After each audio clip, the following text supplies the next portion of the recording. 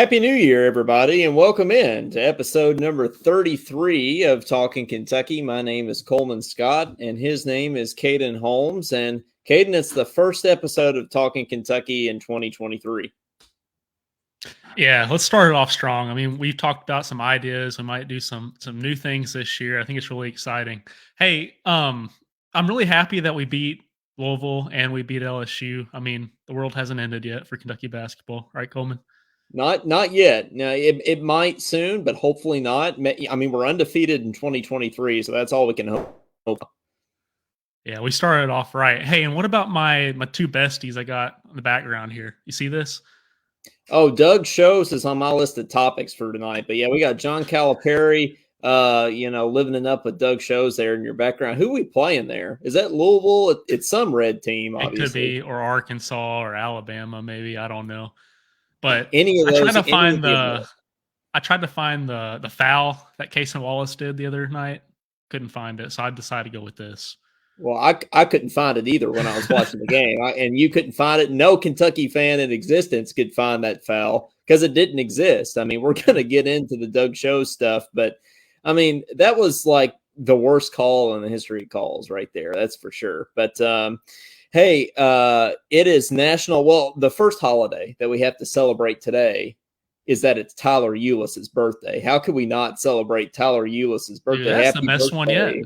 To Tyler Eulis. Yeah, that's the most important holiday of them all, I would say. Not only the best point guard in the history of Kentucky basketball, but he is the newest addition to our coaching staff. And Caden, an important stat to throw out, we are 2-0 with Tyler Eulis on the bench against Louisville and LSU. And I just want to say, I mean, there's a chance we can go undefeated with Tyler Eulis on the bench. I mean, I think it could happen. Yeah, he almost did it one year when he was playing with us. So let's do it. We got Jard in the comments here. He says, "What's up, guys? Go Cats!" As always. Yeah, he didn't even put a button man for the Cats. It just says "Go Cats."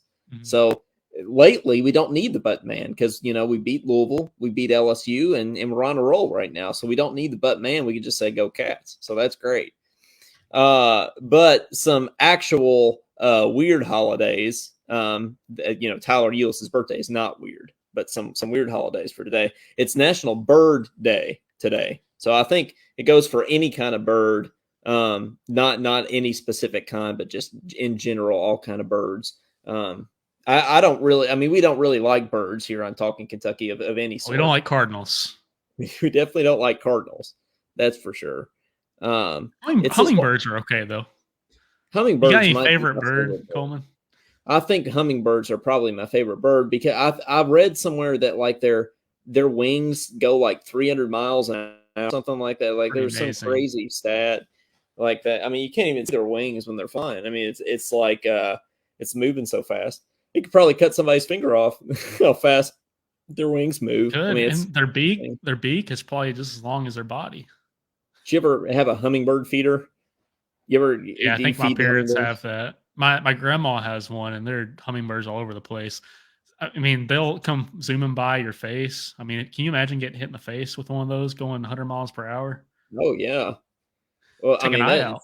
Well, I mean, I couldn't imagine that, actually. But, I mean, we obviously have a lot of hummingbirds in Kentucky. Do we have any hummingbirds down in, like, where I am now in Baton Rouge, Louisiana? Did you have any in Houston when you were there? Like, do they exist as much down there? I can't say I saw one in Houston. No, it's probably too hot for even hummingbirds. Yeah, it probably is. That's true. Even if it's too hot for hummingbirds, and it's too hot for me. I mean, I think that's got to be my rule.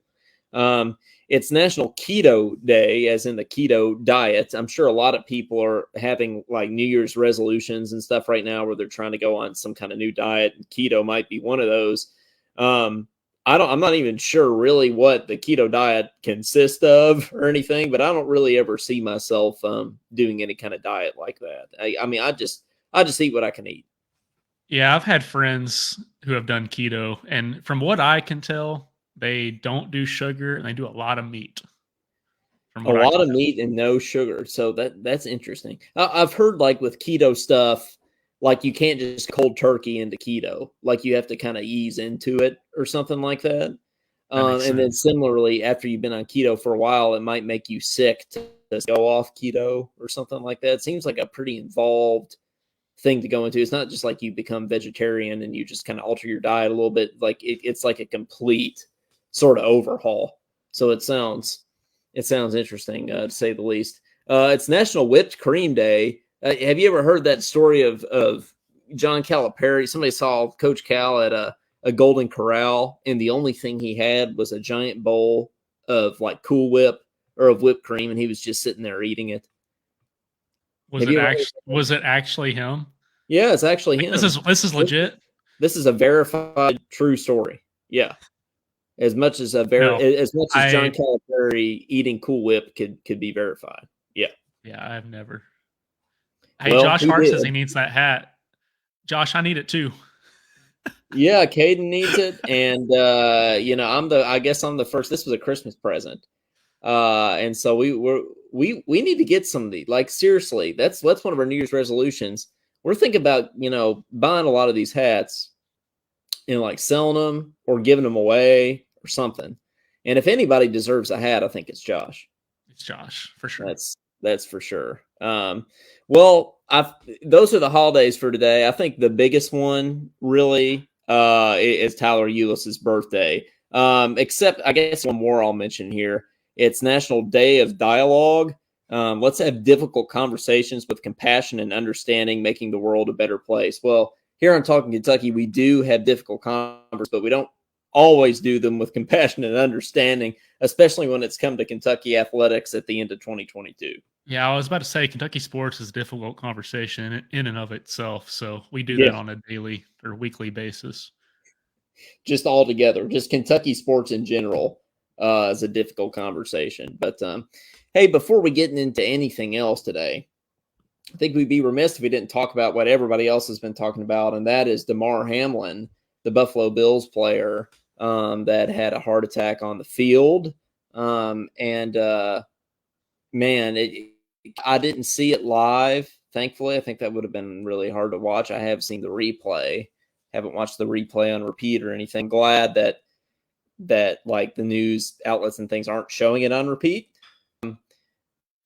Man, I mean that was hard to see. And I mean the good news as of today is apparently last night he seems responsive. He opened his eyes. He's able to communicate by writing to the doctors and to his family. And apparently the first thing that he asked was him. And his family and the doctor's response to that was that you won the game. It was you won the game. And so that's great. But Caden, I don't know if you how much you've kept up with it or anything, or how much you have I don't even really know what you can say about it other than it's terrible, but I'm so making progress and in recovering from this. I mean, it seems like quite a miracle. Yeah, I saw the replay and I didn't like he tackled the guy and he landed pretty hard, and then he got up and just fell over. So it was really hard to watch, but I was really glad. I was expecting to wake up and see that he didn't make it because it seems like it was pretty serious. But I'm glad to see that he was responsive today. So hopefully it's up from here. No doubt. Josh is in the comments. He said he saw it live. He said it was so sad, never seen anything like that ever. And yeah, and the thing was, I mean, they had to have something on the air, so they went to like Adam Schefter and Booger McFarland and kind of some people back in the studio at ESPN, and even the commentators of the game were just having to fill time. I can't imagine like having to talk about that live and figure out something to say because nobody expected it. Like, how do you even approach that? Yeah, I don't know. I couldn't do it. When I saw him hit the ground, I thought it was going to be a brain injury or a concussion or something. But then it came out that it was cardiac arrest, right? Yeah, it was because I mean he got hit, but he he's a defensive player. He tackled somebody, got hit in the chest by somebody's shoulder, and he sort of popped up like nothing happened. And then took a turn for the worse from there. So it was a hit. It wasn't a landing. That makes sense. It wasn't the landing. Yeah, it was the hit. And apparently he just got hit at the exact right time. I can't remember what it's called. The thing that caused the cardiac arrest, apparently, that some doctors are saying he got hit right in the chest, just at the right time and just in the right place. If it had been even a little bit off on any of those sort of statistics, then it wouldn't even happen. So it was a very freak accident. But anyway, and I know Claude in here. Claude just joined the chat here. He says, "Hey." What a great comment to open it up with. But I know he's a Bengals fan, so he was watching it for sure. And yeah, my roommate at in Baton Rouge is an athletic trainer, and with concussions, you said you thought it was a concussion at first. We were watching Tua Tagovailoa when he went down with a concussion this year, and you could see, like he pointed out to me, that like you could see their hands sort of like curl up into a little ball, and like that's the first sign of a concussion. And I didn't know that, but like those are the things that he'll look out for. Could you imagine being one of the athletic trainers and being the person that has to respond to that right away? Like he has to go out there and basically, I mean, the athletic trainers, revitalize them on the field. I mean, it's like they saved his life. I can't imagine, you don't wake up every day thinking that you're going to be like life or death for somebody. So that's pretty crazy. Josh Hart says, I'm a Bengals fan too. It was so great that they stopped the game that night. And Clyde says, I'm fine that they didn't reschedule the game. Yeah, I don't think they're even gonna reschedule the game at all. And yeah, I mean, like the most important thing is his health and his life, obviously. So not football. So but hey, let's get into some UK stuff here. Wanted to address that first and just kind of talk about that a little bit. Let's get into some UK stuff here. So Kentucky beats LSU 74-71. That's better than losing to LSU 74-71. So, but Caden, I think we played well, better. Maybe not well yet. I think we played better for most of the game than we've been playing, with the exception of the last like 4 minutes or so. Not quite sure what was going on there. Yeah, I completely agree. Energy was way higher. We were playing way more loose. Actually had some movement on the offensive end, but the very end, I don't understand what happens, because it's like all of a sudden they revert. Do they get scared? Are they like scared to shoot or scared to mess up? They just stand around on offense. They just like clam up at the end of games or something. I mean, it's and I don't know. I mean, somebody said Cal was trying to play like stall ball at the end, and he like tried to slow it down or something. Like I don't know, but whatever we did didn't work. I mean, we didn't set. I remember there was one possession at the end of the game where I'm going to count on this possession specifically how many screens we set, and really we set 0. I mean, Oscar kind of set it that like with 4 left on the shot clock, and he didn't really even screen anybody. And then I think Wheeler had the ball and he didn't even go off the screen. So just like really didn't matter at all. We just had, I mean, we did run plays that game. I mean, you and Cody were texting in our group chat. I think it was Cody that said, did we just run a play? It was that one when Toppin, sort of went around. Play. Yeah. Yeah. I mean, I haven't seen us throw an oop like that since maybe the Fox and Monk team. It seems like, I mean, we used to throw oops all the time, and we just don't anymore, it seems like. Yeah, I was really glad to see that. And yeah, like I said, I just think we shot better too. When we're playing loose and we're moving the ball more, you just automatically start shooting better. So that was really good to see. Absolutely. Well, now, we didn't even have Lance Ware or CJ Frederick, did we? No. And I didn't even see Lance Ware. I mean, we talked about this a little bit before. I didn't even see Lance Ware on the bench. And it apparently has a shoulder injury, and we already knew that CJ Frederick was going to be out for, said a few weeks, for a dislocated finger. I think I saw CJ Frederick on the bench. I don't remember seeing Lance. Maybe he was on the bench. I didn't see him. I'm like Cal. I didn't see him. But yeah, did you see him? I didn't even see Tyler Eulis until you pointed him out. Oh, Tyler's over there. He looks a little different now. He's got the dreads going on. He looks a little different than when he played. He's still 5.5 foot tall, though. You don't recognize him without the blood coming down his his face. The blue blood. That's right. That's right. Absolutely. But I do think that LSU was better and is better than people were sort of making them out to be. For sure. So I mean, there was that kid that transferred in that KJ Jefferson. Is that his name?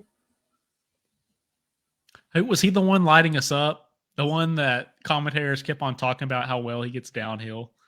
Yeah. Well, he was the one that Cody was saying was going to light us up because Cody went to Murray. Yeah. And he follows Murray. So, I mean, he's keeping up with him, and he did sort of light us up in a lot of ways.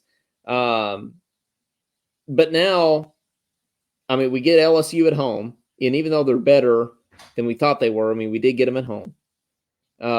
Now we got to go on the road and play a number 7 ranked Alabama team, Caden, which is going to be a little bit tougher than LSU, I think. And I guess, do we have a chance? Do we even remotely have a chance of beating Alabama? I mean, yes, we do, but it's going to take a much better play than we did against LSU or Louisville. It's going to be close. Well, that's water's wet. Yeah, I mean, absolutely. Yeah. It's gonna have to take a better performance. Hey, Claude says today's Tyler Eulis's birthday, and we did say that in our holidays for today. That was the first holiday that we said today is Tyler Eulis's birthday. And actually, I got that information from Claude's Facebook post. I wouldn't have even known that it was Tyler Eulis's birthday without Claude's Facebook post. So that props to him a little bit. And Claude's to do have a chance to beat Alabama. The thing with Alabama is they shoot threes, and that's about it. It seems like they shoot layups and threes and really nothing in between. So it really comes down to, are they going to be hitting shots or not? But Caden, it seemed like LSU from the field was as hot as anybody could be in the game against us. And I mean, and we still found a way to win. I don't foresee Alabama being any hotter than LSU was, but knock on wood, it's bound to happen to us. But yeah, we were talking about this, and it seems like these days the SEC, it's like every team plays the same. They're going to be long. They're going to be athletic. They're going to be very physical, more physical than anyone else we play, and they're going to take 40-footers every other possession. I mean, that's just how it goes in the SEC. I feel like Alabama is going to play us kind of like Missouri did. I mean, isn't that true? Alabama and Missouri kind of play the same way this year. But I would even throw LSU in that same category, maybe even Arkansas. Yeah. I mean, maybe Tennessee. Maybe not so much Tennessee. Maybe they're a little bit more like us than those other teams. But Alabama certainly just bombs it away from 3. So ESPN says we have a 70% chance. Or they have way different. Okay. They have a 70% chance. I was going to say ESPN doesn't know what they're talking about. They're not in our favor. Well, Clyde puts a lot of stock into those ESPN percentages. I'll say that. Does he? He does. He's always like posting those ESPN percentages. So if Clyde believes in those percentages, then that doesn't bode well for us. But Josh brings up a very important point here. Something that's definitely on my list of topics. Oh, yeah. How did we forget about that? Yeah, Duke got beat down last night. He not just got beat, they got beat down last night. That was great. College basketball is wide open this year. They did. They lost by 24 to NC State? Yeah, every time we get to post our favorite link, that's like the best day of the week. DidDukeWin.com. And NC State is NC State our favorite team in North Carolina? Is that official? Always. They've always been. Yeah. I mean, they don't have a lot of their competition is like Duke and North Carolina and like Wake Forest. So, I mean, I guess really the only competition they would have is Wake Forest for us because we're not going to say Duke or North Carolina. Yeah, but since that Olivier Sarr debacle, I don't really care for Wake Forest anymore. So that just leaves NC State. That's true. Yeah, the Olivier Sarr debacle that made me mad. I mean, how do you take somebody that wants to transfer to another school and try to like block them from playing. I mean, that isn't that pretty low? Like, what does it hurt you if they go play for another team? It's one thing if they were in the SEC. Do nothing but hurting the kid if you do that. Yeah, I mean, we don't play Wake Forest. When have we ever played Wake Forest in basketball? I can't even remember. Maybe playing the tournament 40 years ago. Yeah, that's true. Clyde probably has an answer to that. Somebody else got beat last night. I think Auburn got beat. Maybe somebody in the comments can remind me of who beat them. I know Auburn got upset by somebody. It was an SEC team. I can't remember who it was, like Ole Miss or something like that. I can't remember. I feel like Clyde or Josh would definitely know in the comments. Hey, so maybe go up. Looking at this Alabama schedule, Georgia. Okay, yeah, Clyde says Georgia beat Auburn. Well, it is wide open. I mean, that bodes well for us. Bruce Makes it better Pearl for lost us. to Georgia. Man, how do you lose? Georgia sucks, man. Yeah, at basketball, Georgia's not Georgia. No, that's right. That is exactly right. Or they are Georgia, but they just suck. I mean, that could be it too. Hey, Alabama lost to Gonzaga in December, so we have that in common with them. Well, they beat Gonzaga last year, if I'm correct. Of course, we didn't play Gonzaga last year because we've been begging Cal to play Gonzaga. That's what hurt so much about that Gonzaga game. We've been begging to go play Gonzaga, and we go up there and just get our tail whipped. But I'll try to be positive. I mean, we're undefeated in 2020, so we got to be positive.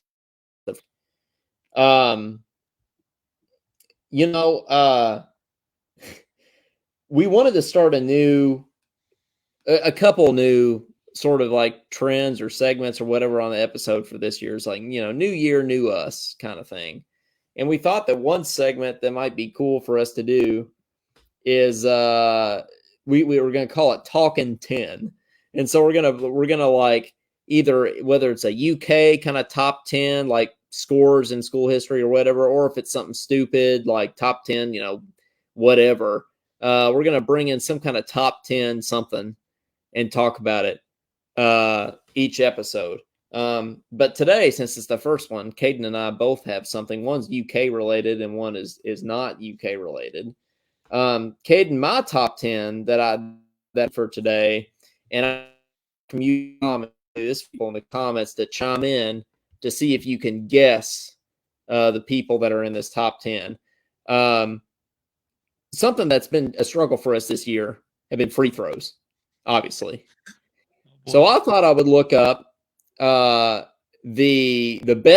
top 10 free throw shooters in terms of free throw percentage in the history of Kentucky basketball. So Caden and people in the comments, guess away at the best free throw shooters, top 10 free throw shooters in Kentucky basketball history.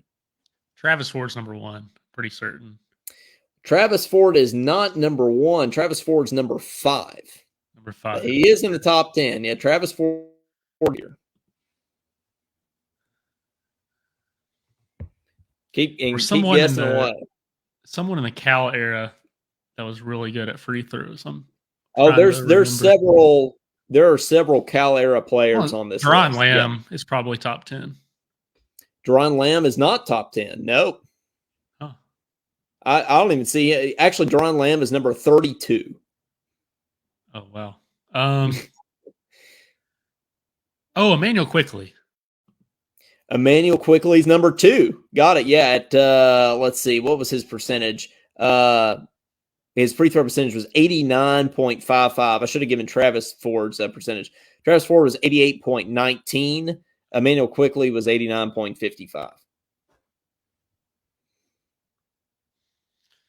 Well, it's no one on this year's team. Well, you would be right about that. That's a good inference, and you'd be exactly right about that. And anybody in the comments that wants to guess at this too, there are a lot of Cal era players. I want to say Jamal Murray. Jamal Murray is I feel like he was on there. Okay, no, actually, Jamal Murray's not top 10. I stand corrected. Jody Meeks. Jody Meeks is number 3 at 88.99. Nice. Yeah, 88.99. He's number 3. And I'll give you a hint for number one. Number one's a Cal player. Is a Cal player. Okay. Yeah, I know that's shocking, but number one is Cal player. It is shocking. Is Tyler Hero in the top 10? He plays. Tyler Hero's number one. Are you serious? Tyler Hero's number one at 93.55%. We could use that right now. Yeah, we could. Hey, we got Danny Morris in the comments here. Says Kyle Macy. You nailed it, Danny. Kyle Macy's number 4 at 88.98. Yeah, so we got I'll name off who we've named. So Hero's number 1. Emmanuel Quickly's number 2. We got Jody Meeks at number 3. Kyle Macy at number 4. Travis Ford at number 5. So we got the top 5. We need 6, 7, 8, 9, 10. Now, you might have to dig a little deeper for this one. And hint, hint, one of them is somebody we've already mentioned on this show today. Is it Tyler Eulis? Tyler Eulis is number 7 at 84.62. Yeah, another reason he's the point guard, Caden. Yeah, I didn't know he was top 10. I would have guessed top 20 maybe. But man, that's another reason to like Tyler Eulis. Okay, now we're getting away from Cal players here. We don't have any Cal players. Do you have any more guesses, or you want me to read them off to you? There's probably someone in the Tubby era, but I mean, I don't think it was. Let's say Ramel Bradley. Mel Bradley's not in there, no. Okay. At number 6, we have Jim Master, 84.92. Number 8, Julius Mays, 84.62. Number 9, Ronnie Lyons at 84% even. And number 10, Richie Farmer at 83.81. Kentucky boy there. Yeah, I wouldn't have guessed any of those. Yeah. Julius Mays, I do remember him, but that shocks me. Those are a little bit harder, to get. But, yeah, I mean, Tyler Hero, number 1. We could use somebody in the 90%, 93%. That's pretty good. Apparently, if the broadcasters were correct the other night, our leading free throw shooter this year so far is Chris Livingston at like 60-something%. It's 60-something%. So that is that's not ideal. No, that makes you worried on close tournament games at the end of the year. Well, Cal did acknowledge that there are certain people that probably shouldn't have the ball in their hands at the end of games after, after the game at his press conference. Maybe that's good. Maybe that's good. I know who I want the ball in. Whose hands I want the ball in. Casey Wallace, man, obviously. Yeah, for sure. Well, now Caden has a top 10 too. That's not UK related. We gotta have some fun. Yeah, with that. So. Yeah, my top 10. So top 10 towns, the smallest towns in Kentucky. Some of these I have heard of, but most of them I have never even heard of in my entire life. So Coleman, this is going to be probably more difficult than the free throws. But I don't even think I can. I don't even. Well, I know one of them because we talked about it yesterday, like last night. Bandana, is that number 1? Yeah, that's number 1. We need to look up where even Bandana is because I've never heard of Bandana, Kentucky. But I feel like people in the West wear bandanas, so I feel like it'd probably be Western Kentucky, but I don't know for sure. We do need to look that up though. But Bandana, you got to tell me some of these other names. Yeah, I don't even have guesses. Number 2 is Plymouth Village. You know where that's at? I know I've heard of Plymouth Rock, but not Plymouth Village. So. No. Is that where Plymouth Rock's at? I don't know. I think Plymouth Rock is at the Thanksgiving thing. Is that right? That's where the Pilgrims were. I'm pretty sure. Probably. I'm getting my doctor. Yeah, but Bandana has 203 people. Plymouth Village has 206. Slaughters, Kentucky, which is my neck of the woods, has 210. Slaughters, not like slaughter, but like slaughter, multiple slaughters. Plural. Okay. Yeah. Well, there's a Slaughter, Louisiana, as in a singular slaughter, but Slaughters, Kentucky. Is that a big town? That's a big town. Yeah.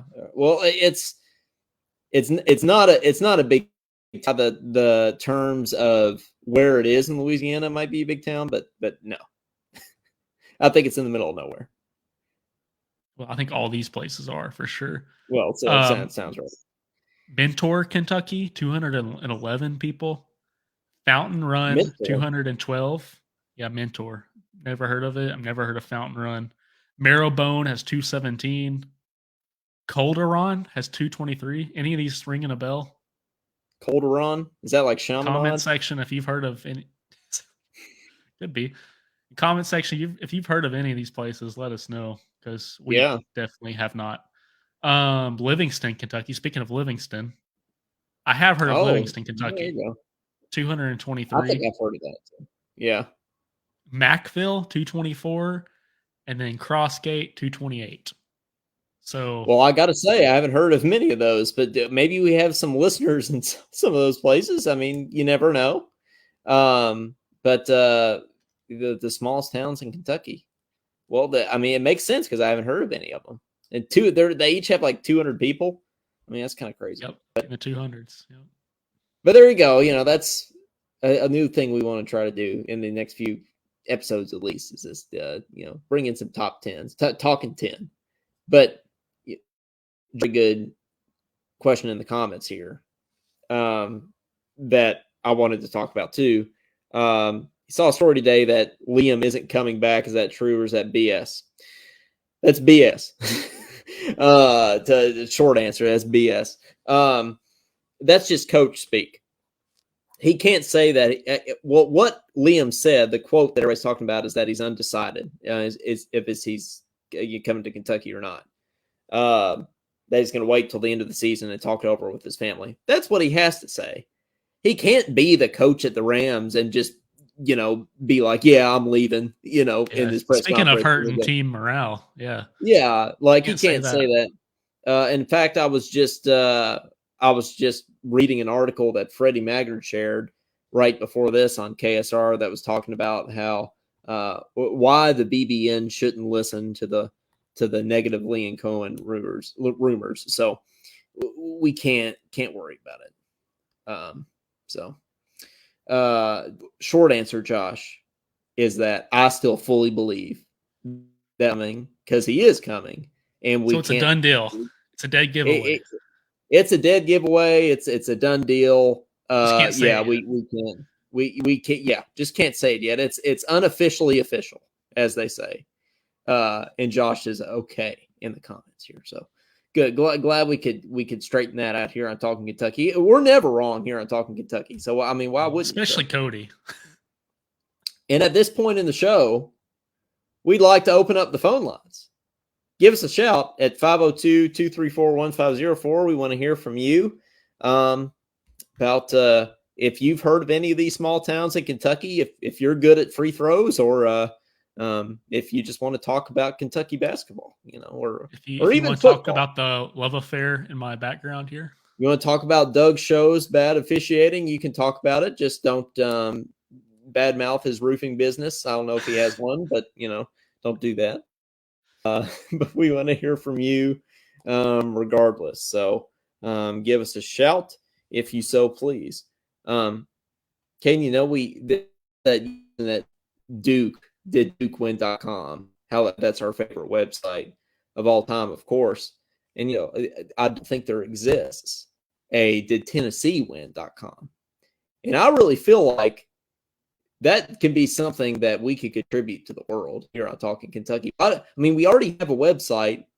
What if we dedicated a portion of our website to, like, did Tennessee win? Or it doesn't have to be Tennessee. It could be Louisville. It could be anybody else. To create some sort of website for that. We need somebody else other than just Duke, I feel like. Well, who is Talking Kentucky's most hated teams? If we had to make, speaking of top 10, we can just do top 5. Who's our top 5 most hated teams as a podcast? Oh, we definitely need to talk about that. But before we do, Scott Sally in here says, I have heard of Mackville about 45 minutes away. Okay. Well, he's heard of away from what? 45 minutes away from what? I assume a bigger city. From you? But where is Scott? Where is Scott Sally? Yeah, we gotta hear about that. But hey, somebody's heard of one of the towns. I mean, how many people is in? Did you see that? Or do you have that? Oh, sorry, you were Oh yeah, cutting out. Bardstown. Oh, my bad. How many people are in Macville? Oh, it was in the low 200s. Let me look. 224 in Macville. 224. Gotcha. Yep. Well, okay. Scott Sally says Bardstown. Okay, I was just in Bardstown. I like Bardstown. You ever been to Bardstown, Caden? I've driven through Bardstown several times. Don't they have a pretty nice Walmart? I know that's I a crazy bragging point for like a Kentucky city, but well, it is the bourbon capital of the world. So I haven't spent much time at the Bardstown Walmart, but I have spent time at the bourbon distilleries like Maker's Mark and some of the other world renowned distilleries there. But I'll have to check out the Walmart next time I'm in town. So that's like something a Kentucky town would brag about. Hey, we have a nice Walmart. And Scott says they have my old Kentucky home. That's right. Yeah, Stephen Foster's my old Kentucky home is in Bardstown. That's definitely. Oh yeah, and Ashley Pennington says Maker's Mark. Yeah. See, I bet Ashley is ashamed that you mentioned Walmart over Maker's Mark. I'm just saying, hey, we stopped. There's this Walmart on the way to Lexington from Madisonville, and I swear it's got like 2 stories, pretty much, is what it looks like. Massive. Well, do they have bourbon? Do they distill their own bourbon at this point? They might. It is Bardstown. I love me some Bardstown. Claude says he's going to call in here soon, but anybody else wants to call in, feel free. 502. We'll just keep talking about stupid stuff until you do. So 502-234-1504. Give us a shout. We're pretty normal people usually, and we don't bite. So Scott, tell us if you know anything about Macville. Tell us what there is to do in Macville, Kentucky. Or what there isn't there to do. Is there a Walmart in Macville? Is there Walmart as good as There's probably a Dollar General. This Dollar General everywhere. I'd put money on there being a Dollar General in Macville. Is that where Chris Mack turned up the Mac? Is that where he moved after he got fired from Louisville? He said he's done with coaching and he just wants to play golf now. So he's not coaching anywhere now. He just wants to play golf. Like he's not worried about anything. Okay, that's cool. I guess. Speaking of people that have left and gone somewhere else, Bryce Hopkins is playing well. And hey, we're getting a call right now. From somebody. It's not Bryce Hopkins, but we'll talk about Bryce Hopkins more after that. It could be. Hey, you're on with Talkin Kentucky. Who's this? How you guys doing tonight? We're doing well. Oh, hi, Josh. Man. I'm good down here in Victoria, Texas. Doing a little bit of work, but not now. I'm off the clock and sitting here enjoying some nice cold blood honey beer. Oh, no. Nice. Hey, yeah, so it's well deserved today.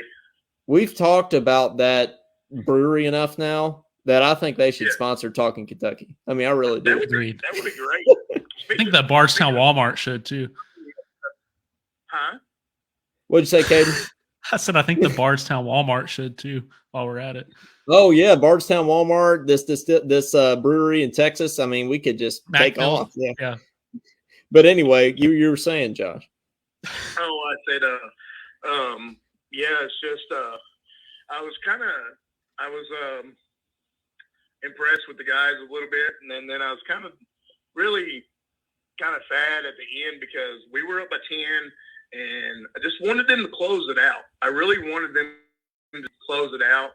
Amen. And Wheeler, I don't want to dog the kid out, man, but Wheeler got to learn to make free throws.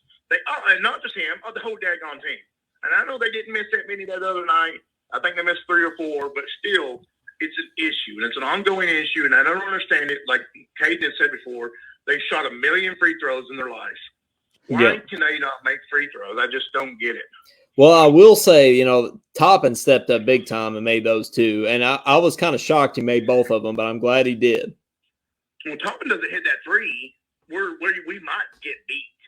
Yep. Yeah. Oh, absolutely. If Doug Shows didn't make that call. Okay, let's talk about that. Let's talk about Doug Shows call. If he didn't call that, or if he did call the foul, I don't know what he called. He just waved off the bat. Well, he called a foul on Kaysen, right? Wallace, I think. Yeah. Called an offensive foul or something. But if he had called that and won like it was, I think we go up, 10-15 by halftime and maybe even win by as many. So. Yep. Yeah, I'm not a real big Doug Shelf fan. He's always hated Kentucky all the way back to Patino. Him and Teddy Valentine both. They both really didn't like Rick Pitino. They don't like Kentucky, period. They don't like Calipari. They don't like it. I got upset with the announcers too, man. They seemed like, and somebody said no, they weren't, but it sounded like they were really pulling for LSU at the end. You're supposed to be impartial announcers, so why are you rooting against the University of Kentucky? Everybody's like, oh, they're not doing that. They're not doing that. To me, it sounded like they were. What's your take on that? Sometimes I think announcers are getting more and more partial as the years go by. I definitely feel like it's that way sometimes. And I know they're not supposed to do that. I know people say that they aren't, but it definitely feels that way. And you got to call it like it is. I mean, when you hear that stuff, we're not just saying that to say it. You say that because you think it, because it sounds like it. So I absolutely think that's a valid statement. Jay Wright was rooting for Louisville. Yeah, Jay Wright was cheering for Louisville. Really? Yeah, it seemed like it. I mean, Jay Wright wants Louisville to beat Kentucky so Cal can go ahead and get fired so he can take the job. It could be. That's a good, yeah. If we lost that game, he might have. I don't know. I mean, I think that's a valid argument. No, I mean, so, but then you mentioned the free throws. I mean, was it Severe that missed that kind of crucial free throw? Yeah, he missed the front end, that 1-on-1, and I'm like, I just put my head down. I was like, why can we not execute? Why can we not make free throws when it's crunch time? The kid knows we needed that free throw. Mm-hmm. And that would have just put the game out of that would have been that'd put us up 4. And there wouldn't have been there wouldn't have been, we wouldn't have to worry about it. I just don't get it. They sit there, like I said, Caden said before, they shoot a million free throws. Mm-hmm. Why can we not shoot free throws? I think they just get tight and they're in their heads and they're just afraid to miss. I think it's just the wrong mentality at the end of the game. Oh, I remember what I was going to say. I said, we was talking about, getting the beer to sponsor your show. I said, speaking of sponsors, I said, Tim finally became a sponsor for the first of this month for you guys. And I wish more people would get on board because it's just $10 a month to sponsor this show, which is an amazing show. And it's growing. And, you guys are in the top 20, 25 now. You're 23. And I just think it's going to get bigger and better. And we're starting to get more followers. And I think the other day we had, 13, 14 people on. So, yeah. I just think it's grow because it's a really cool show. Oh, well, thanks, man. And thank you for your support, guys. I mean, it means a lot. And I think we're up to just under 950 followers on Facebook right now. So, we're approaching the 1,000 mark. So it'll be like UK 2K, except it'll be TK 1K. So we got to go after that when it happens. I don't love that DukeWin.com and click on it. It says no. That's my favorite thing ever. I'm always happy with How many years have we been posting that? I don't know if you liked my comment the other day. I said I wish I had a Louisville record. That would do my heart some happiness to see Duke suck like that. if they were Louisville, what if Louisville beats Duke? What do we do then? Are we happy or are we sad? Oh, we're happy. I'll be happy. Yeah, I think I'd be happy this year. I think I'd be happy. Despise Duke. I despise Duke more than I do Louisville. I mean, I don't like Louisville, but I do not like Duke. Oh, who does? I don't like North Carolina either, at all. So is NC State's probably your favorite team in North Carolina too? Then. Oh, right now they are. Oh yeah. Yes, and I hope they beat North Carolina too. Absolutely. I hope they beat the snot out of them. But like I said, my comment earlier, it just seems like I mean, I sit back and I thought, man, did we really overreact about our team? Because yes, we've been struggling, we are frustrated, but then you sit back and look. Kansas barely won, I think. There was some Duke lost last night. Who else lost last night? Miami, Florida lost last night. I mean, it's really anybody's to win this year. They talking about Houston 7-1 odds to win the national title on ESPN earlier. I was like, not when they play. Didn't Alabama beat Houston? Because they don't really have a good conference. Yeah, didn't Alabama beat Houston? Maybe so, but I think they did. I think they went down there. Conference USA or something like that, and they're in a weak conference. So for the ESPN to beat Houston, right? And I don't get that. I mean, they're talking about how they're really an exceptional team, and I've watched them play. I don't think they're all that. When did UConn get good NBA again? team isn't anymore. Last night. They got beat by Bryce Hopkins. Speaking of Bryce Hopkins, we were talking about before this. But I was saying there's a period of time where they really fell off and they were terrible. When did UConn get good again? They're not. They're in a weak conference too. I mean, well, they're ranked fourth, right? This year they were ranked fourth. Last night, you know. So I mean, so is Purdue, but really, I mean, is the Big Ten that strong this year? I mean, honestly, we don't know what the conferences is. It's pretty early. I mean, if anybody has a hard conference, I think it's the SEC this year. I think the ACC's down. Yeah. I think the Big 12 is not that good. I don't think the Big Pac-12 always sucks. But yeah, truer words have never been spoken there. Yeah.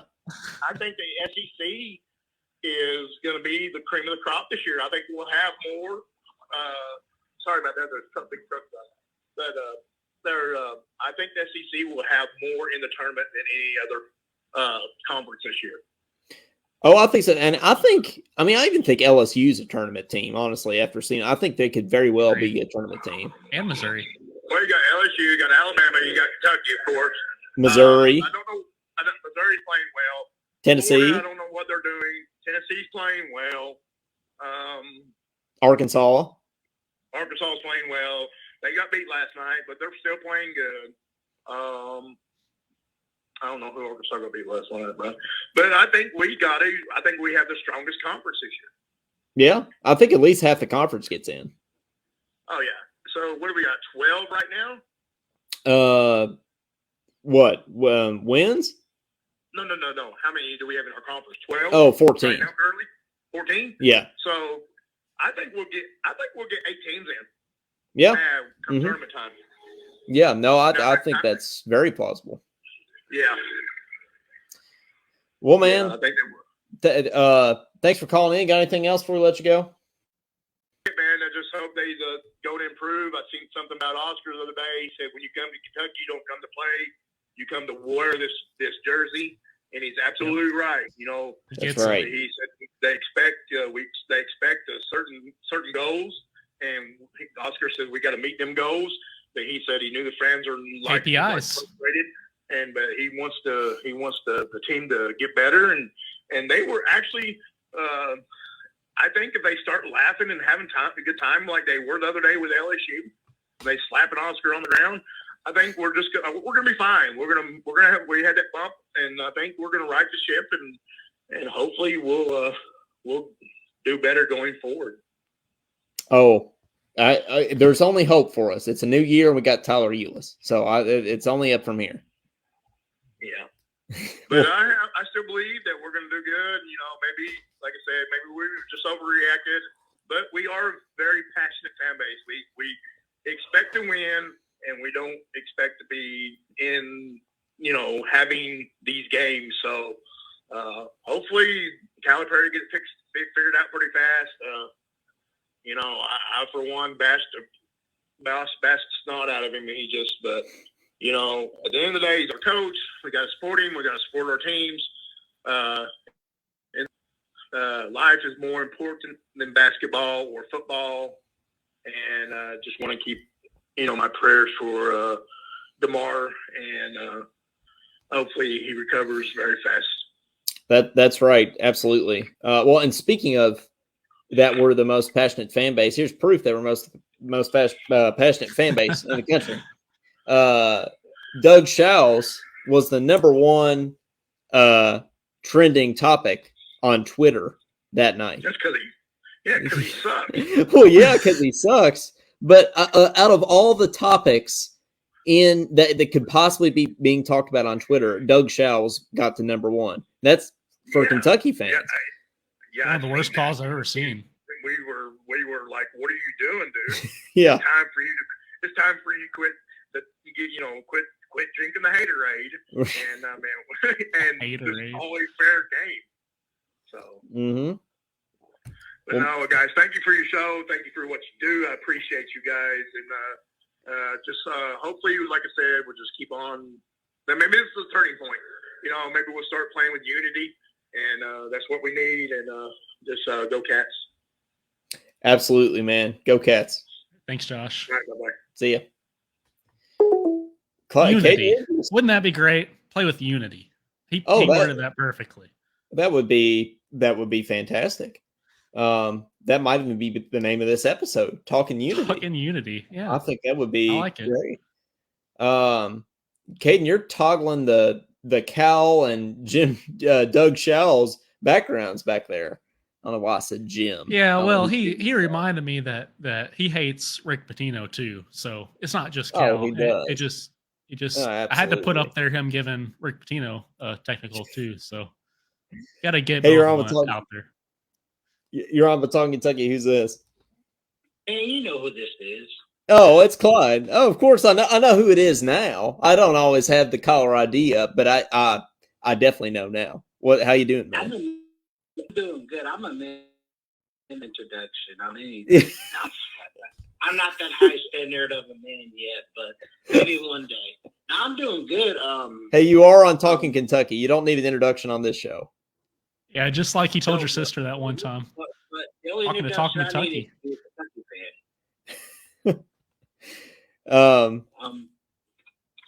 What you got? I'm actually gonna call back. I gotta go get my supper, and I'm actually gonna call right back.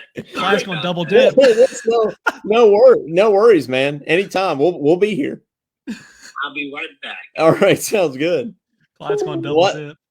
Yeah, last episode Josh double dip. This episode Clyde's gonna call back. I mean, anything goes here in Talking Kentucky. That's for sure. Well, I was saying before Josh's call about Bryce Hopkins. I mean, they beat UConn and he went off, and he has a chance to be. I don't know exactly what his numbers were last night, but he has the chance now. Like, he's in the running for Big East Player of the Year. Bryce Hopkins. So a guy that goes from sitting on our bench to Big East Player of the Year. I mean, Caden, that is not a coincidence. That doesn't just happen. No, it's not a coincidence. And there's players on our team this year. I could see the same thing happening. Couldn't you? Oh, no doubt. Yeah, absolutely. I mean, I think Damian Collins is probably one of those guys. That right, one worries me because he has unlimited potential. Mm-hmm. The vertical that guy has, how athletic he is, how long he is. That guy can dribble and shoot too. He just doesn't get to do it very often. Yeah, well, I wish he did. That's for sure. I think Livingston might be another one of those. Well, we talked about Duke losing. We talked about UConn losing. We talked about Auburn losing. But somebody else that lost yet again is Louisville. They lost at home to Syracuse. And for the fourth time this year, they lost at home by 1 point. They lost 70-69 to Syracuse. But fourth time? This is the fourth time they've lost by 1 point. It's That's got to be some kind of record. How do you lose by 1 point at home too 4 times? I mean, that's insane. So they would be what, 6-6 if they actually won those games? I guess you're right. Yeah, they would be. It's a lot. I mean, 6-8. I don't know. That's way better. Yeah, they would still have a chance to turn it around. That's what I'm saying. To make the tournament. It'd be it'd be a different season for them.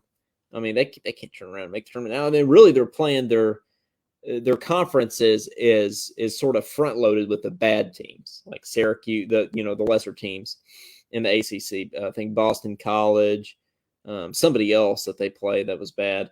So like this is their chance to win those games, right? I mean, they're not beating Duke or Carolina or anything, probably. Although if that did happen, as we were talking about with Josh, we'd be happy. Link. Yeah. And we'd post the link, of course. So if we made it, okay, well, maybe they can tie into it. We were talking before, what are our 5 most hated teams here? I'm talking Kentucky. Not just SEC, but any school. Who's got to be number 1? Duke's number 1. Is Duke number 1 though? I mean, because I hate Duke. If you talk about football and basketball, this is how I feel about Duke. Oh well, yeah, Josh says I do not like Duke. Yeah, put Caden Holmes beside that too. Yeah, you can put everybody, tag everybody after that. But okay, Scott Sally says Wisconsin made my list. Should Wisconsin be up there? Man, okay. I know Duke's up there. Yes. Duke's definitely in the top 5. Does Wisconsin make the top 5? In 2015, I would have said yes. You don't think it's up there? I mean, Duke's up there, right? Tennessee's got to be in there. Louisville's got to be in there. So that means there's 2 more spots, right? The first 3 are non-negotiable. So we got 2 more spots in there. So who feels that? Let's put Wisconsin. Let's put Wisconsin. It's a drop off after the first 3, but I'd say maybe Wisconsin 4. But then do you put North Carolina or do you put Kansas at that 5th spot? Well, we know Clyde wouldn't put North Carolina. He loves North Carolina. Josh Hart says Tennessee sucks too. Yeah, we know Clyde wouldn't put North Carolina. Okay, Clyde loves North Carolina. Yeah, he's biggest North Carolina fan. I mean, Clyde's a Tar Heel if I ever seen one, right? Yeah, according to when he called into the show a couple weeks ago. Yeah. I don't know. I think Kansas and North Carolina, it's about a tie. Hey, Marsha's in the comments here. I was wondering where Marsha was.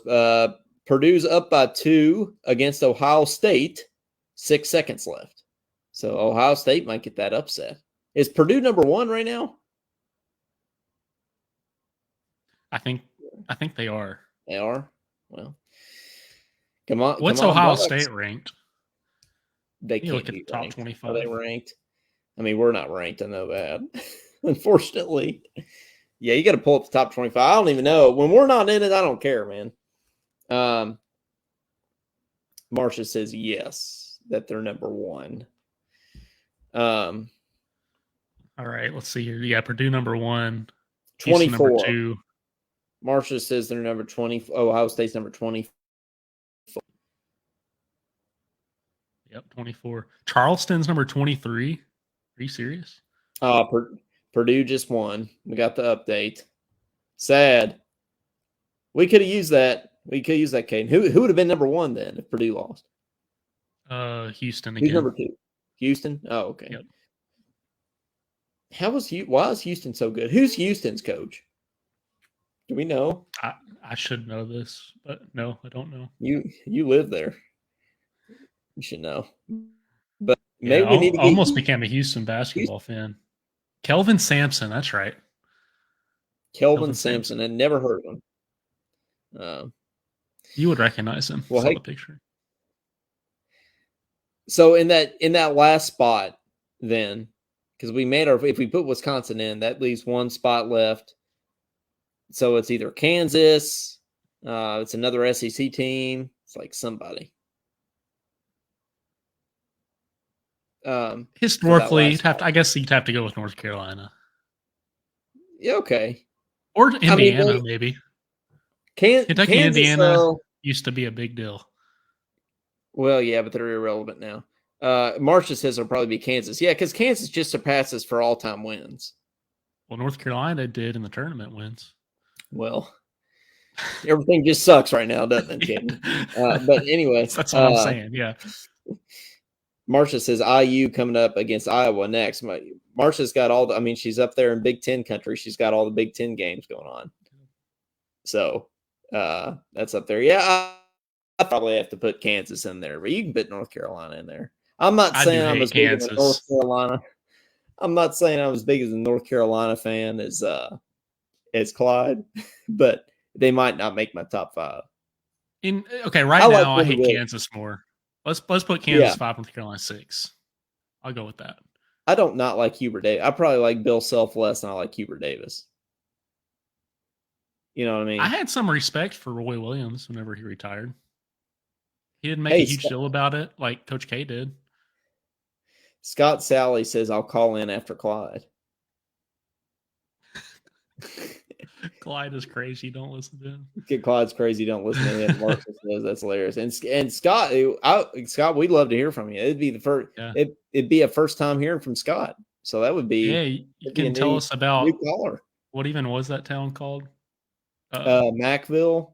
Macville, yeah. Chris Macville, yeah.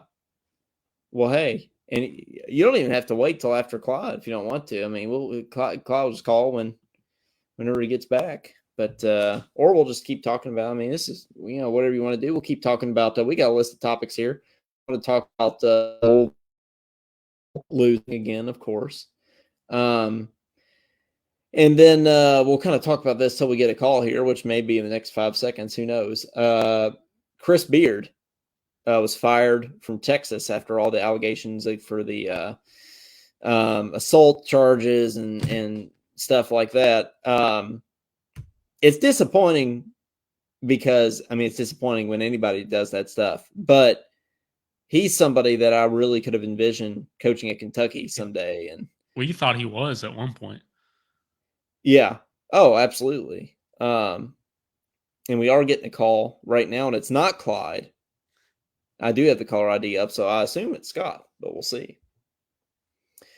Hey, Ron, with Talkin Kentucky. Who's this? This is Scott. Hey, Scott. Hey, what's up, Scott? Thanks for checking us out and calling in.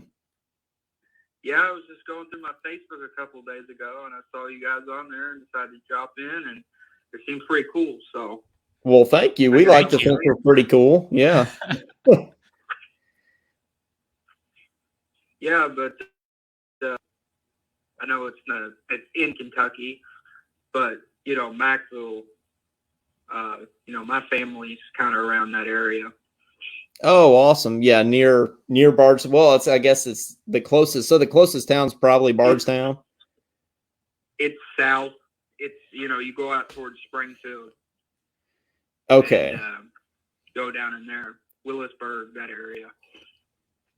And they do have a Dollar General. He confirmed that. Yeah, and he confirmed they do have a Dollar General. So we know all the stuff. Yeah. And so if they got a Dollar General. If you're from Bardstown, then can you speak to the quality of the Walmart in Bardstown, like Caden was talking about? I wouldn't say it's amazing. Yeah, I'd say it's average. Average Walmart. I guess I've been to some sketchy Walmarts then. Yeah, it's not like going up to Louisville and having to worry about where you're at, but it's a nice Walmart. Well, or it's not like the Cynthiana Walmart. The first case of COVID in Kentucky was in Cynthiana Walmart. So, and it wasn't in Bardstown Walmart. So, that's a plus. Yeah. But Scott, I assume you're a UK fan. If you're watching us, do you have any takes on the basketball team? What you think of the Cats this year? Well, I have to go along with a lot of the people are saying about the direction of the program. Ever since ever since 2015. We went to the Elite Eight, lost. But it just seems like it's gone down, and now the fact that we've lost the all-time wins. You know, whenever you listen to the main Kentucky program, it would say, you know, most all-time wins. And now I don't even think they can say that. I just, you know, for Cal, you know, and really saying about it, it's like, you know, we should be owning that title, not Kansas, you know, not North Carolina, not Duke, you know. Absolutely. It just it's seems the like most important thing. Yeah. Absolutely. It's the most important thing to us. And I mean, some people say, well, it's not that big of a deal. We'll get it back or whatever. And maybe we will get it back. But I mean, it means something when you walk into Rupp Arena and they say home of the winningest program in college basketball. I mean, that's something we hold. That literally means you're the best. Team. Yeah, it literally means you're the best. Like, you're statistically the best. And to not be that anymore, it does matter. I mean, he used to say, you people, they don't even say that anymore, but, you know, we are crazy. Yeah. I mean, that's who we are. But that's what makes us good. That's right. I mean, that's what makes us Kentucky, and that's what makes us not Indiana or whatever in these past few years, is that we still hold the program in such high esteem. And, you know, like, we hold it to the gold standard. Right. And Indiana fans, I feel like, don't even care that they're not good anymore. At least we care that we're not. That's a problem when you get to that point. Yeah, we don't want to become Indiana, you know, that kind of thing. No. So are you equally like, you know, I'm a huge basketball and football fan. I'm trying to get Caden more into football, but this is kind of his first year intently keeping up with the team. Hey, I finally know what a pick six is. Yeah, Caden finally knows what a pick six is. After the Music City Bowl, Caden knows what a pick six is. But are you as big of a football guy? No, I'm more of a basketball guy, but I do, you know, watch Kentucky football and, you know, try to keep up with it. But I'm definitely more of a basketball guy. I've definitely got, you know, especially as Kentucky's gotten better, you know, I mean, they're not top tier yet, but I'm hoping that they will be eventually. Right. So, you know, and I don't hate Cal. I think honestly, he's the best fit for the job because he handles the pressure. But there's just a time and a point where it's like, you know, if you know, you're a Hall of Fame coach, you're gonna have to make adjustments. You're gonna have to change. And you know, I know that it's a rough patch. We've had them in the past, but like I said before, with losing the all-time wins. And, you know, it just seems like the fire's gone out of him. Now he is 64 years old, but, you know, I'm not 64. I don't know how that is, but it just nice to see that again. Absolutely. And I absolutely would. And I think you feel how a lot of the fan base feels right now, for sure. And Scott, do you think we made any adjustments the last two games? Or do you think it was just a fluke? Oh, okay. I see. So Caden's asking, do you think he made any true adjustments in the last couple of games, or do you think it's just been a fluke? Do you think it was just luck? I think he's made adjustments because if we wouldn't have beat LSU, because LSU was 12-1. I mean, you know, that says something.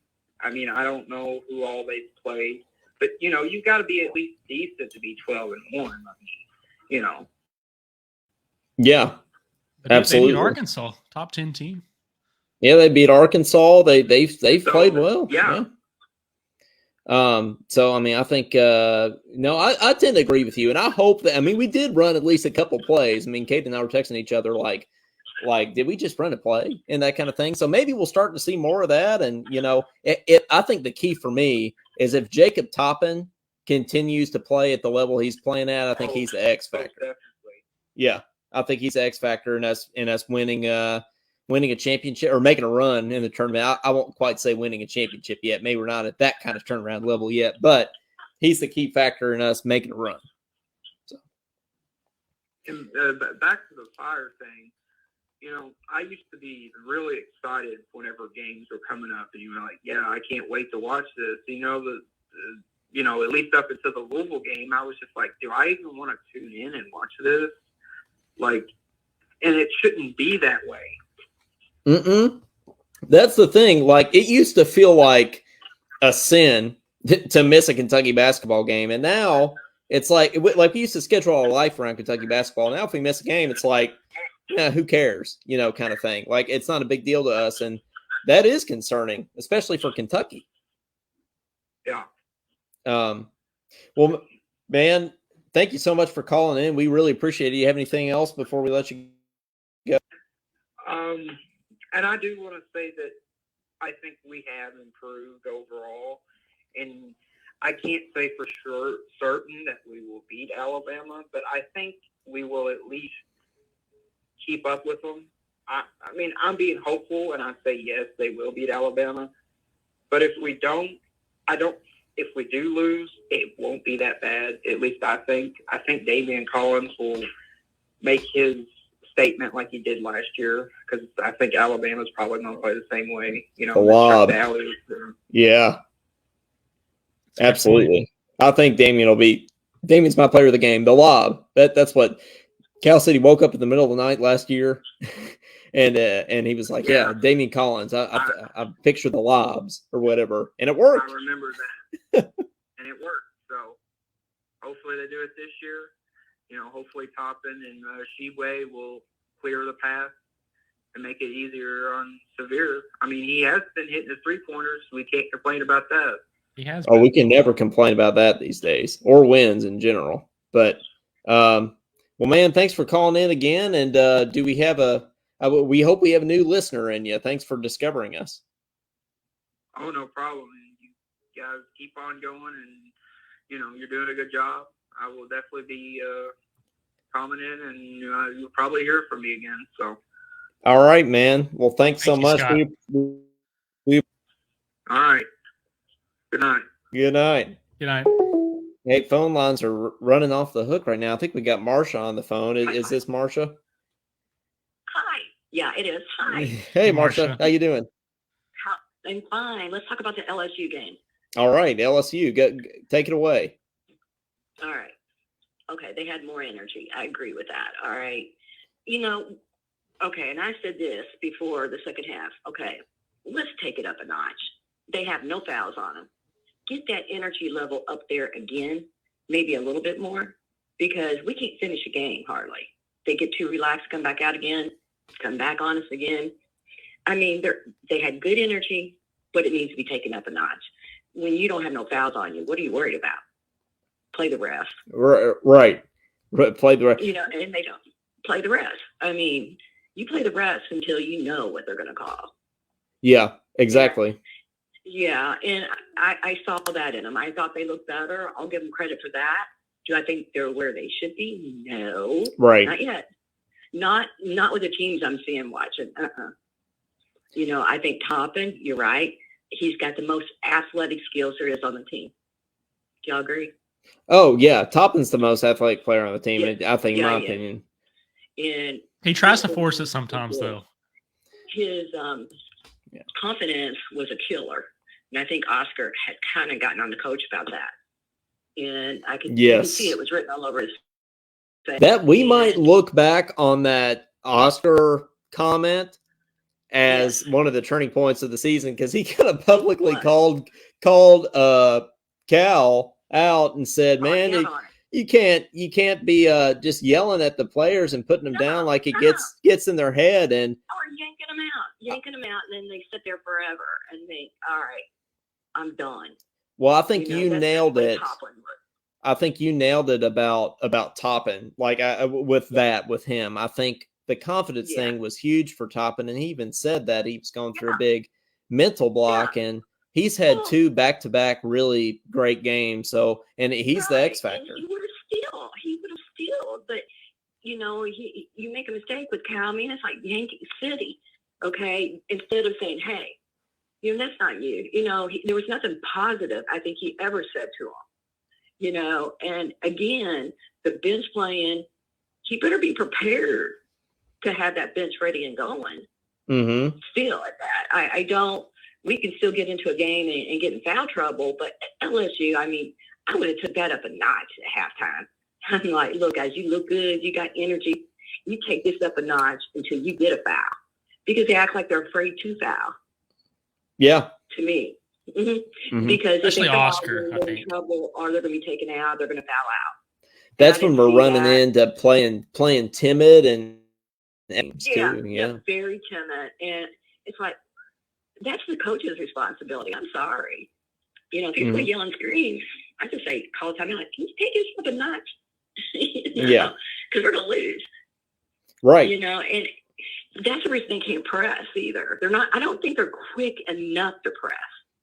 In all honesty, or they've not been taught that. I don't know. And staying in front of their guy, they give a soft press coming up, and I'm like, that ain't nothing.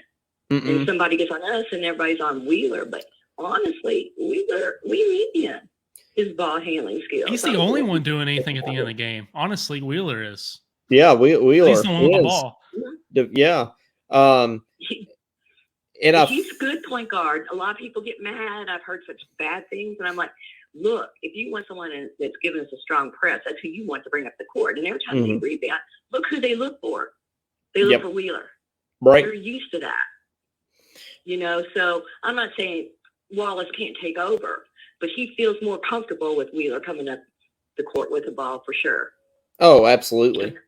So, everybody's just putting everybody down, and I'm like, well, guys, they're not going to be perfect every time down. Right. Going to make some mistake, and that's fine, as long as coach can uplift his team and get them to play on another level yet. And I think if we're not shooting well, then we try to force him to Oscar, and that's not always good. He's getting tripled and everything else. Someone's got to be open. I do like the lineup a little bit better, and he didn't pull out Collins this time. Yes, I noticed that was better. Yeah, that was much better. But what's concerned me more, at least, than our offense, honestly. So, especially against LSU, I think maybe it's just that they were hot. I don't know, but that's what concerns me the most going into the Alabama game, which I was going to say. How you feeling about that game? Not great. I don't think any of us are feeling great about it. I'm just being honest. I get it in the pit of my stomach and think, oh, shit, I don't know about them. Yeah. I'm like, are we ready? I don't know. I've watched so much ball games and seen so many teams and changes of number ones or whatever, and everybody thinks, oh, Purdue's all that great. Well, my kids went there and graduated. And I think they're good, but not all. The big boy can be contained. Just like he did against Timmy. 80 contained him. It's not that they can't, you've got to coach him to be contained. And it's like the Louisville game. They scored in the paint on us. This man, and that was Louisville. Louisville. All those pump fakes. All the time. They can't shoot. Give your team a little bit of a break. And I thought Toppin broke the zone good on the other night against LSU to the middle because he's got the height. He can jump. He can sky. And that was a help. But we don't do anything different that any coach could figure our coach out. No, I completely agree with you. Yeah, that's the whole point. I'd love to coach against him, honestly. Yeah. That's sad to say, but I'm like, dang, coach, you're easy to figure out. Just sit down, shut up. Oh, you know what? Well, you coached, obviously you coached women's team. Wait, have you kept up with any of the, what do you think about the Lady Cats right now? They haven't been having the year that we thought they could. They're frustrated too. Actually, I have a granddaughter that is going down to Kentucky Saturday. She is a pure softball player. Oh, okay. And so she goes to meet the Lady Cats on Saturday. But she's been going to IU once a month. I'm like, I'd stay away from them. But she looks good in red too, I guess. Yeah. Maybe. I'm choking over that, okay. Oh, yeah, right. So she's totally pure. She'd match up good with Kentucky's girls by all means. But, I hope the best for her. But, she'll go wherever she wants to go. But the ladies, they don't excite me either this year. Is it coaching? Losing players is a hurt. I think for Kentucky anymore, I think he pushes players out. And I think when the new group comes in, next year will be worse. You got Shepard, you got Wagner. Do you want their daddy sitting behind you coaching? No. Yeah. No, hell no. I'm in that position. Yeah. That's why we didn't recruit guys like, well, not LeVar Ball, but Lonzo Ball and, because we would have LeVar in the stands, right? And then like LeBron's kid. Daddy sitting behind him. Yeah. I'm like, he's crazy. Yeah. But I'm like, and he's going to play him no matter what. Now, I whether or not they hold up to whoever they are, I don't know. We'll see. I mean, still freshmen. I don't care what anybody says. They're still freshmen. I mean, Wallace is a pure pro player. We get that. They're far and few in between. What we're doing now is just shoving good players out to the point where we could have maybe achieved a championship if Brooks and Hopkins would have stayed. And everybody says, "Oh no, they're not that good." Yeah, they are.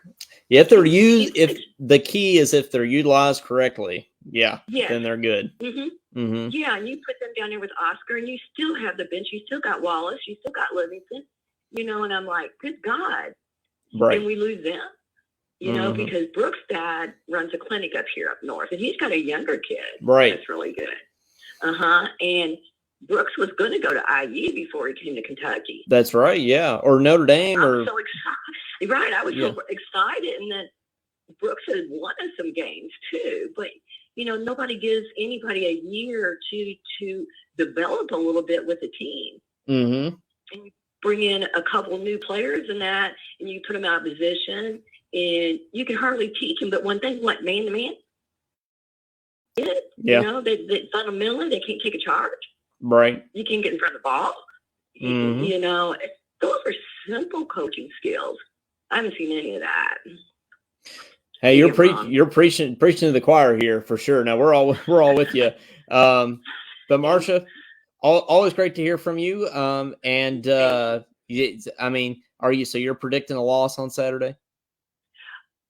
I don't feel good about it right now. I'll let you know. Give me 2 minutes in the game. 2 minminutes in the game, I can let you know. Yeah, 2 minutes in the game. You'll have to make a Facebook post or something, and we'll have to share it as the Marsha it's like Groundhog Day if he sees a shadow or not, except it's at the okay. You got it. All righty. Thanks, guys. Thanks as always. You guys are wonderful. Thanks, Marsha. Thank you. Thank you. Have a good evening, guys. Bye-bye. You too. And I think Clyde's going to call at long last. I think Clyde's going to call in right after Marsha here. So we'll wait for him to call in here. And his return, it's Clyde's double dip. Yeah, Justin's double dip. Clyde did a double dip. It's the year of the double dip on Talkin Kentucky. And sure enough, here he is. At long last, he's back. How's it going, Clyde? Ta-da! Hey, Clyde. Nice. I'm doing good.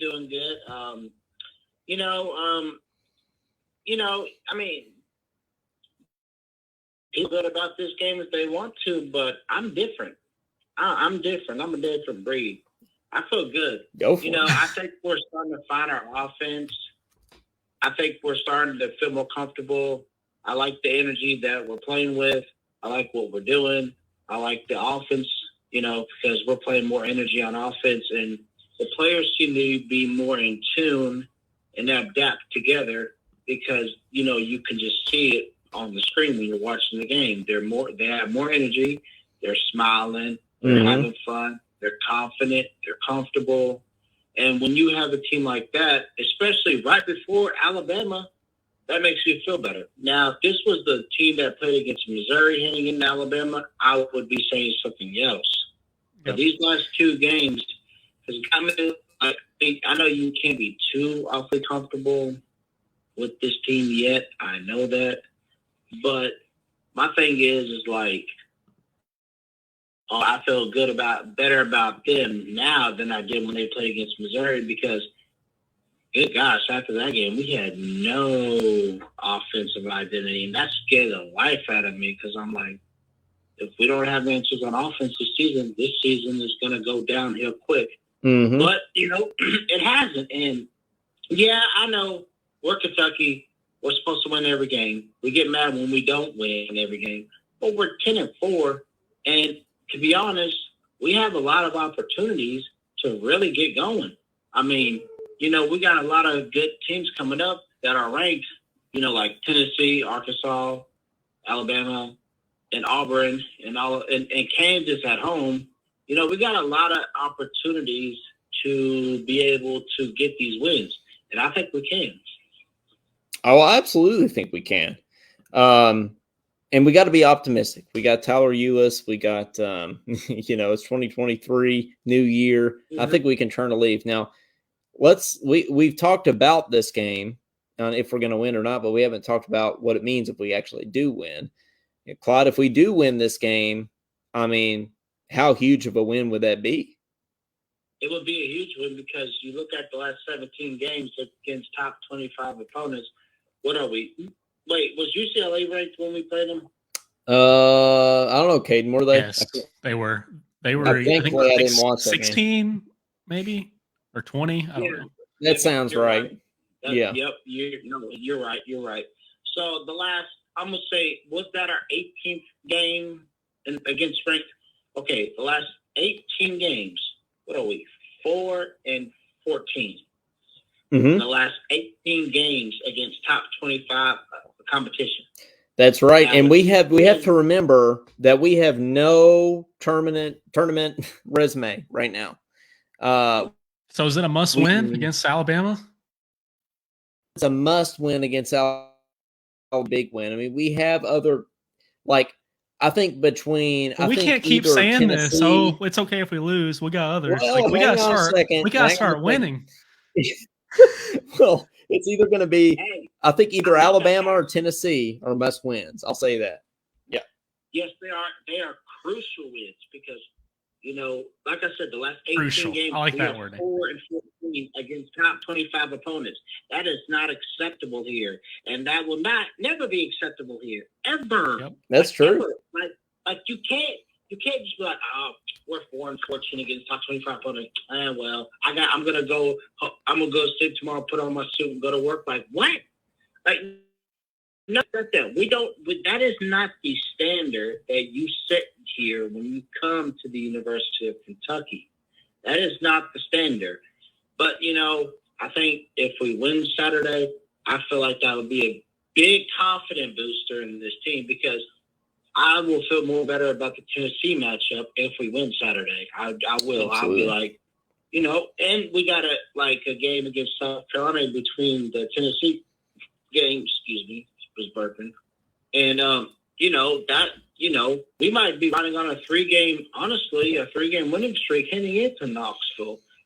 Now I know the other night they beat Mississippi State, but I ain't gonna lie to you, Mississippi State's not even that good to be honest. They played who have they played? Who has Mississippi State played this to tell you, okay, that's a good basketball team? Then they haven't played anybody. They played a weak competition. That's why they look so good.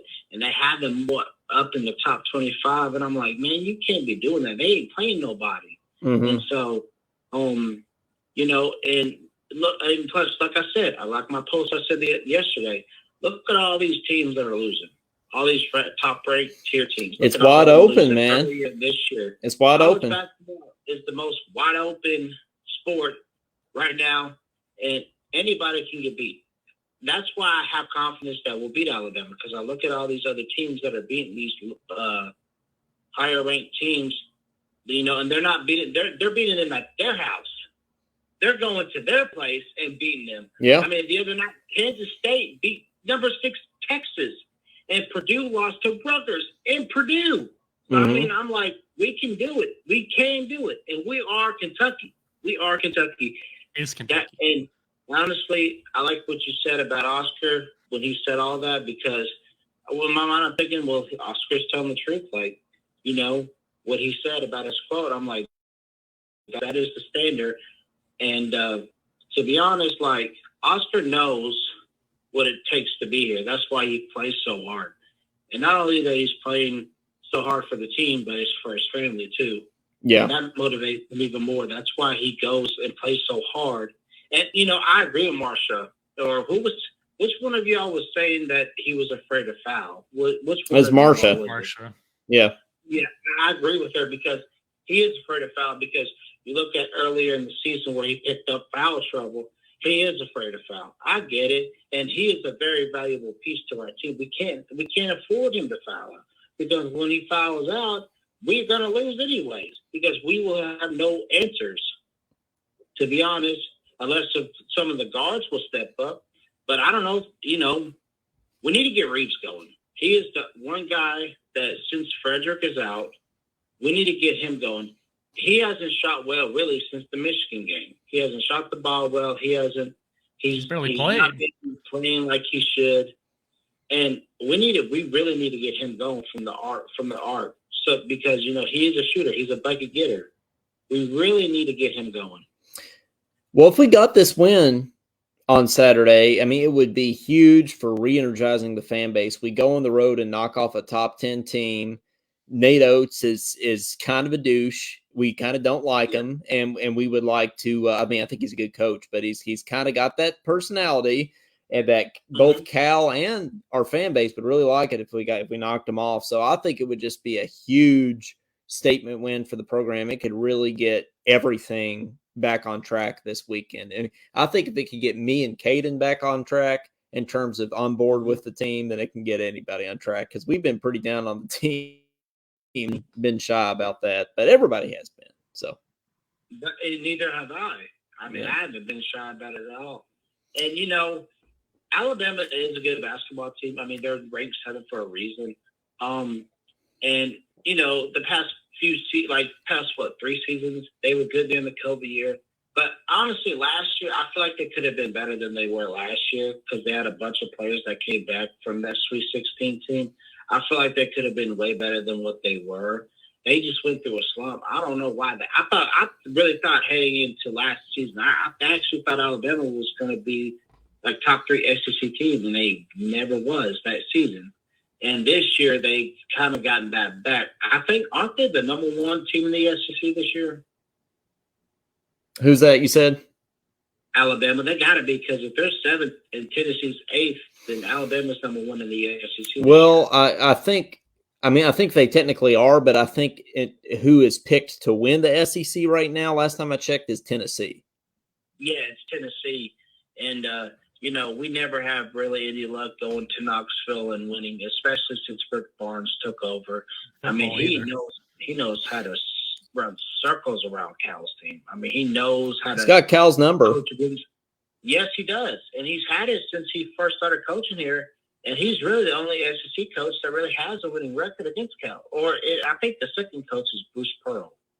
I don't know if that's actually true, but that's just a thought that came to mind because Bruce Pearl's been this a few times too since he's been the coach at Auburn. He has. And plus that one year when we had that all freshman team, they beat us twice. We went. Yeah. They beat us at home, and then we went there.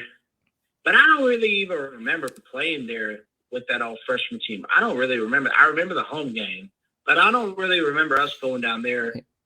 That game, I don't really remember that game, but I know we lost because we lost. But you know what made it all up that year? We beat them in the SEC championship. That's game. right. So That's what matters. That made that all up. That's what matters. It's crazy to think. That was our last SEC championship, 2018. That's just like that. We should have more. We should have won it last year in the SEC tournament. We should have won that tournament. But absolutely. Oh, no, sorry. Go ahead. No, I said no, absolutely. Yeah. And, speaking of Bruce Pearl, Caden knows what I'm about to say. I think he does. Yeah, I think you do. But, I thought I was the only one that felt this way. And then I heard Adam Webb and Tim say it on Wildcat Sports Talk the other day. I think a good next option for a coach after Cal would be Bruce Pearl.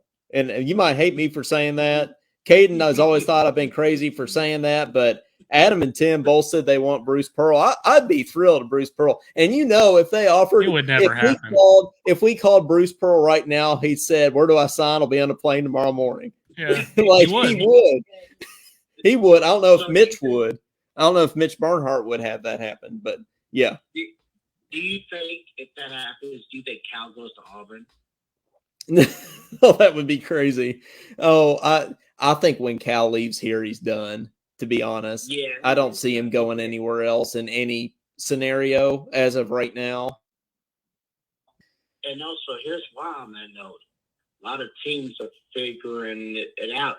And be honest, like if he leaves Kentucky whenever he retires, the game is going to be beyond past his offensive scheme. He's not going to want to coach anymore. He's going to go into broadcasting, and I don't know where he's going to live. I mean, he's got a house in Nashville. He'll probably just go there and live. Or is it Knoxville? I can't really remember. Oh, it's Nashville. It's Nashville. Last season. Yeah, it's Nashville. It's Nashville. Nashville. Yeah. I mean, he's selling his house up here on Richmond Road. He's selling that house. He don't want to live because he's tired of people like knowing where he lives and popping up. Oh, really? Times. Yeah, he gets sick of that. That's why he built the fence around his house. Oh, I knew that. He didn't want people walking up to his house and knocking on his door and stuff. That's why. And I heard that the people that lived in the neighborhood didn't like that he did that. But that's why he did that, so people wouldn't walk up to his house. Well, that's I feel like everybody in Lexington know, and even not Lexington knows where Cal lives. I mean, I like doing that to like my friends, and whenever I bring my friends to visit Lexington, I drive past his house on Richmond Road. I'm like, there's Cal's house. Like everybody knows that's his house. So well, I didn't know he was selling that, but I mean, it makes sense. I mean, when Joby Hall was coach here, Joby Hall's phone number was in the phone book. He had people calling him. I mean, can you imagine just what if Cal's phone number, if you had access to Cal's phone number, or if the general, maybe not you, but if the general public had access to Cal's phone number right now, he'd probably get a lot of calls, I would say. I think they like would DeMarcus Cousins. Yeah, like the DeMarcus Cousins call me game at Mississippi State. Yeah, that's right. Honestly, like, him doing that was awesome because they got so mad, and the fact that we won the game that year made it even better. That was awesome because that was off of a slam dunk. Was that Mississippi? Am I right about that? Was that Mississippi State? It's Mississippi State, yeah. Well, then we beat them in the SEC tournament too. On that, Yep. And Cousins had that buzzer beater to tie it. Yep. Yeah, man. I went crazy when that happened. Oh my God, it was such a great memory because Wall missed it in the corner three, and then Cousins grabbed it wide open and tipped it in, and they thought it was waved off. They didn't think he released it in time, but then he ended up doing.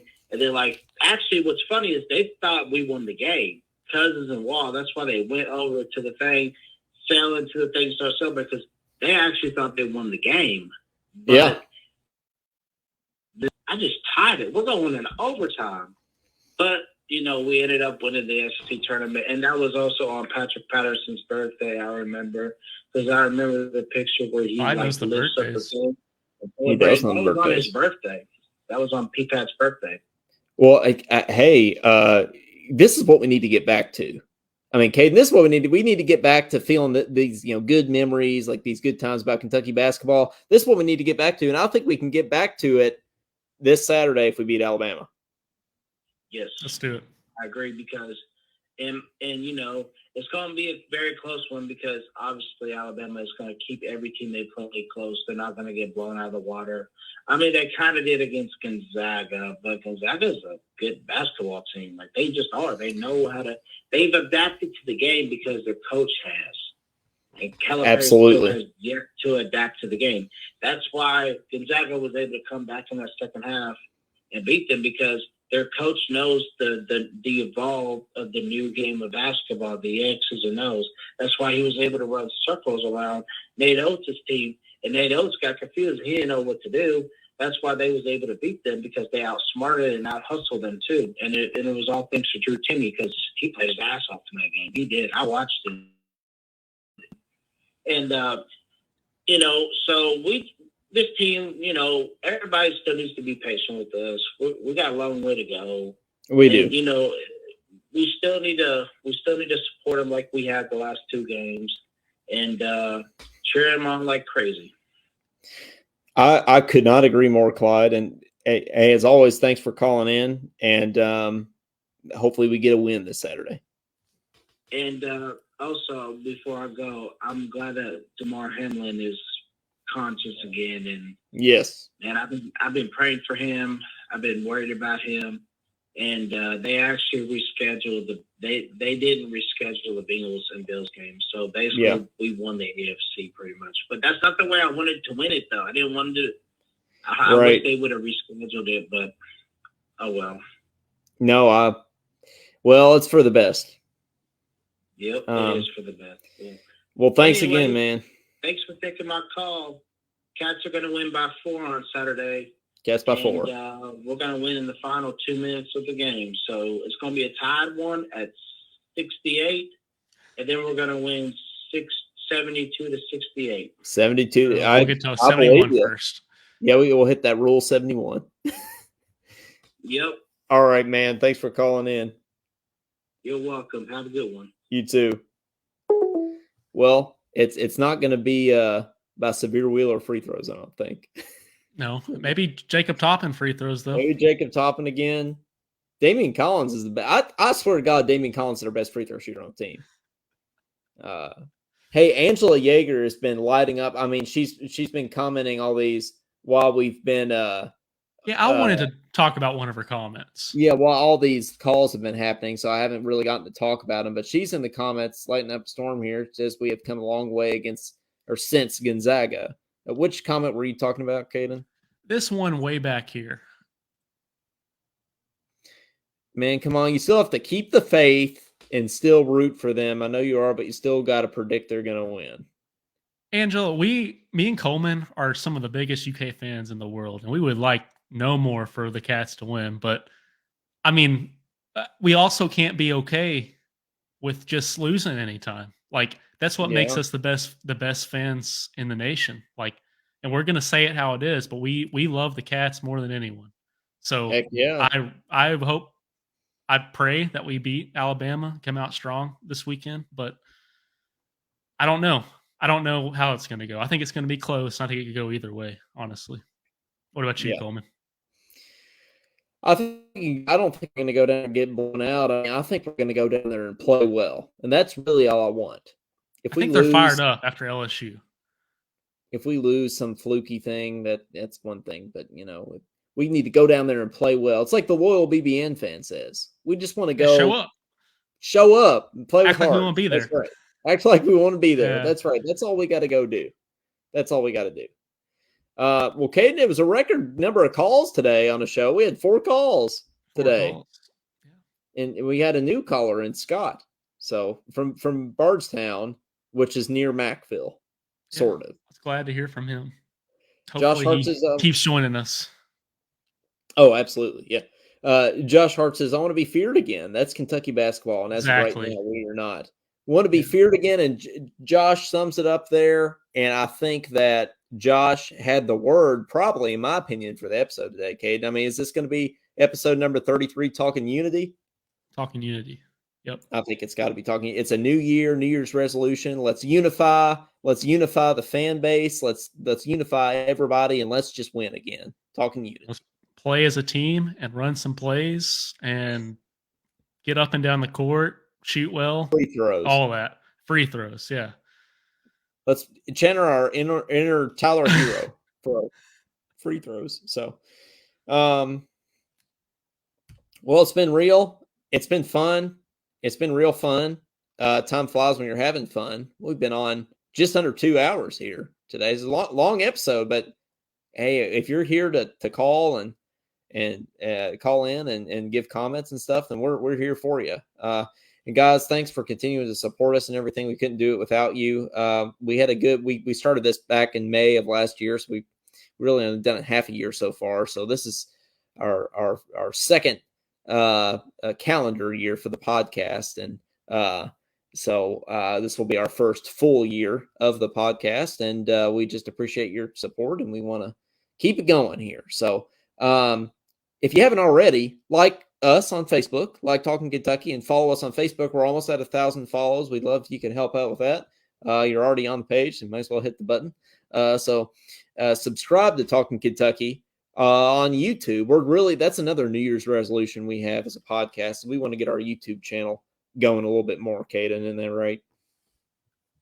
Yeah, for sure. We're going to start posting more often and see what we can come up with. Maybe do some special segments on the show and get that on YouTube. But we're still talking about that. We're talking about this is going to be some good stuff on that YouTube channel. I mean, it Yeah. already is, but we're going to blow it up more. You can and be lastly, sure about that. Well, you can follow us on Twitter. We're still trying to get our Twitter page going. You know, if you have a Twitter, follow us. There it is, Talkin_Kentucky. But really, most importantly, we want to ask for your support so we can continue to bring you better content, better episodes. Josh Hart's already a supporter of us.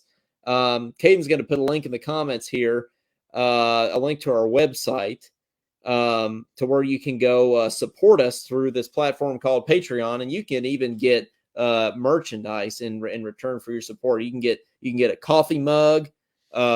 You can get a sticker. We might even have some of these hats that I'm wearing available for you soon through the website. And yeah, we would love your support in that way. And not only will you get that cool swag, you'll also get a shout out on the episode from us. We'll shout you out as a supporter. So we'd love that. Marcia says, have a good evening. Blow it up, guys. And Josh is reminding yeah, follow. We're on, if you don't know already, if you've been living under a rock, this is another New Year's resolution thing we're going to do. We're going to keep the podcast. We're going to keep our videos up now on our Facebook page. So this video will be the first episode that we're going to leave up forever on our Facebook page. So you can either come rewatch this video on Facebook, or you can find us on Spotify, Apple Podcasts, wherever you listen to podcasts to check us out too if you missed the episode. So yeah, we know some people prefer Facebook and over Spotify to watch whatever. So we're trying to it'll be on reach YouTube. a bigger audience. It'll be on YouTube as well. Oh, YouTube, so, yeah. Let's do it. But hey guys, thanks a lot. We appreciate it. Episode number 33, Talking Unity. And this has been Talkin Kentucky. And hey guys, we'll see you next time. And go Cats, and beat Alabama. Isn't that right, Caden? Yeah. Let's say do not roll Tide this week. Do not roll the Tide. Stop the Tide. Yeah. Stop the Tide. That's right. Go see you next time.